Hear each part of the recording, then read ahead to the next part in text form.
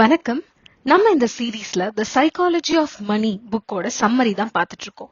இந்த புக்கை நமக்கு கொடுத்தது மார்கன் ஹசல் அண்ட் இதை பப்ளிஷ் பண்ணது ஜெய்கோ பப்ளிஷிங் ஹவுஸ்.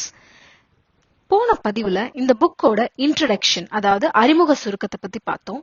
அதுல பலதரப்பட்ட மக்கள் தங்களோட மணியை எப்படி எல்லாம் ஹேண்டில் பண்ணாங்க, அதுக்கு ஒரு 2 சிறிய கதையோட ஆரம்பிச்ச இந்த புக்கோட முதல் அத்தியாயத்தை இந்த பதிவுல பார்க்க போறோம். இந்த பதிவோட தலைப்பு No one is crazy. எவரும் அறிவிலி அலர். வாங்க வீடியோக்குள்ள போலாம்.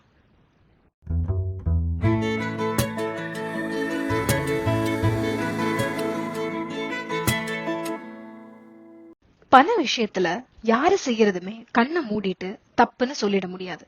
ஏன்னா அவங்க வாழ்ந்த சூழ்நிலை வேற, நம்ம எக்ஸ்பீரியன்ஸ் பண்ண சூழ்நிலை வேற. இதனால மத்தவங்க எடுக்கிற டெசிஷனை ஏன் இப்படி பண்றாங்கன்னு நம்ம ஜட்ஜ் பண்ண முடியாது. இந்த புக்கை படிக்கும் போது எனக்கு ரியலைஸ் ஆன விஷயம், எங்க அப்பா ஒரு பைசா செலவு பண்ணனா கூட ரொம்ப யோசிப்பாங்க, வேணுமா வேண்டாமா அப்படின்னு ரொம்ப அனலைஸ் பண்ணி தான் பண்ணுவாங்க. ஆனா என்னோட டெசிஷன்ல அவ்வளவு அனலைசிஸ் இருக்காது. பிடிச்சதுன்னா வாங்கலாமே அப்படிங்கிற எண்ணம் வரும். இந்த வேறுபாடோட ரீசன் எங்க அப்பா பார்த்த லைஃப், வளர்ந்த சூழ்நிலை அவர் அப்படி டிசைட் பண்ண வைக்குது. ஆனா நான் இருந்த சிச்சுவேஷனுக்கு நான் யோசிச்சு என்னோட பணம் சார்ந்த முடிவுகளை எடுக்கிறேன். இதுக்காக நான் செய்யறது எல்லாமே தப்பு அப்படின்னு சொல்லிட முடியாது. இன்னும் இதை நல்லா புரிஞ்சுக்க ஒரு எக்ஸாம்பிள் சொல்றேன். நான் வளர்ந்த சிச்சுவேஷன்ல நான் பார்த்த சில பீப்புள் ஸ்டாக் மார்க்கெட்ல இன்வெஸ்ட் பண்ணி பெருசா ஜெயிச்சதை பார்த்திருக்கேன். அதனால எனக்கு ஸ்டாக் மார்க்கெட் மேல நம்பிக்கை இருக்கு. நான் என் பணத்தை அதுல போடலாம். ஆனா எங்க அப்பா லைஃப்ல யாரோ ஒருத்தங்க ஸ்டாக்ஸ்ல பணம் போட்டு லாஸ் ஆனதை பார்த்திருப்பாங்க. அவங்க அது வெறும் கேம்பிளிங் மாதிரிதான், நான் என்னோட பணத்தை கண்டிப்பா அதுல போடவே மாட்டேன்னு ஒரு ஸ்ட்ராங்கான டெசிஷனோட இருப்பாங்க. என் பார்வைக்கு எங்க அப்பா பணத்தை வளர்க்காம இருக்காங்களே, ஏன் ஸ்டாக்ஸ்ல ட்ரை பண்ணலாமே அப்படின்னு தோணும். ஆனா எங்க அப்பாவோட பார்வைக்கு நான் பணத்தெல்லாம் இப்படி தெரியாம வேஸ்ட் பண்றேனே அப்படின்னு தோணும். இங்க நாங்க 2 பேரும் நினைக்கிறதுமே தப்புன்னு சொல்லிட முடியாது. சோ இதுதான் rule number 1. No one is crazy.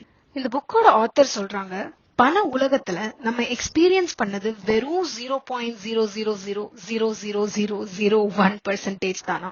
ஆனா மேபி 80% இந்த உலகம் இப்படிதான் இருக்கும் அப்படின்னு நம்மளே யோசிச்சுக்கிறோமா. நம்ம நினைக்கிறோம் இந்த உலகம் எப்படி செயல்படும்னு எனக்கு தெரியும்னு. ஆனா அதுல மிக சிறிய துகளை தான் ஆக்சுவலா நம்ம எக்ஸ்பீரியன்ஸ் பண்ணிருக்கோம். இத புரிய வைக்க சில வருஷத்துக்கு முன்னாடி நியூயார்க் டைம்ஸ்ல பண்ண ஸ்டோரிய எடுத்துக்காட்டா சொல்றாங்க. ஒரு பெரிய கம்பெனில வேலைபளு ரொம்ப அதிகமா இருக்கு, இத எம்ப்ளாயிஸ் எப்படி பண்ண முடியும்னு ஸ்டோரி ஒன்னு ரிலீஸ் ஆகுது.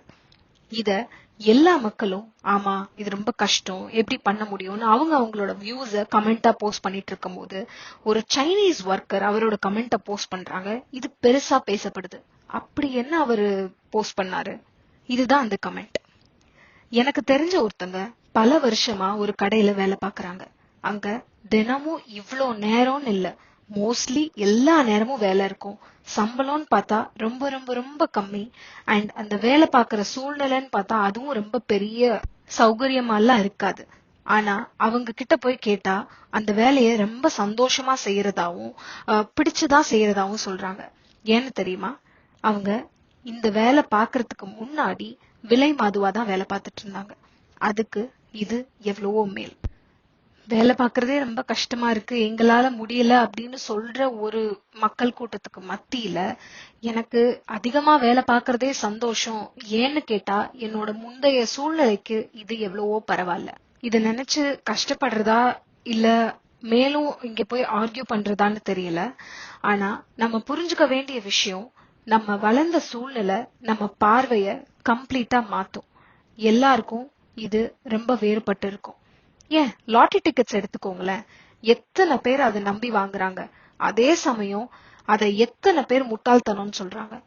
யுஎஸ்ல அடித்தட்டு மக்கள் தோராயமா $412 லாட்டரி டிக்கெட்ஸ்க்காக செலவு செய்யறாங்க. நம்ம நாட்டு மதிப்புல பார்த்தா 35,000 வச்சுக்கோங்களேன்.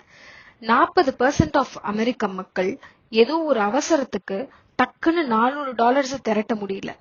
இந்த மக்கள் யாருன்னு பார்த்தா லாட்டரி டிக்கெட்ஸுக்காக $412 செலவு செய்யற அதே மக்கள். இது சுத்த பைத்தியக்காரத்தனமா நமக்கு தோணலாம். பட் உண்மை என்னன்னா, இந்த மக்கள் பார்த்த லைஃப் சிச்சுவேஷனை நம்ம பார்க்கல.